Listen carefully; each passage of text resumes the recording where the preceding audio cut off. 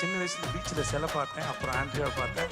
அப்படியே தான் இருக்குது ரொம்ப வருஷமா. நிஜமாவே அதே அழகுமா தெரியல. வீட்டுக்கு போய் ஃப்ரிட்ஜில் உட்காருங்களா பெட்ரூமில் படுவீங்கன்னு தெரியல.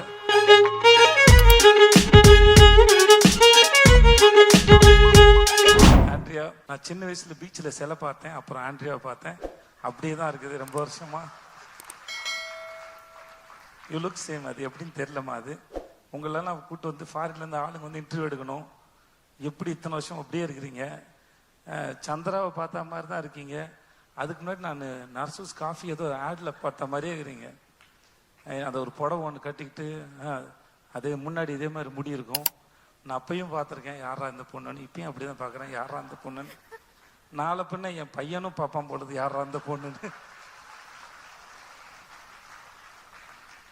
நிஜமாவே அதே அழகுமா தெரியல. வீட்டுக்கு போய் ஃப்ரிட்ஜில் உட்காருங்களா பெட்ரூமில் படுவீங்கன்னு தெரியல. வாழ்க நீங்கள்.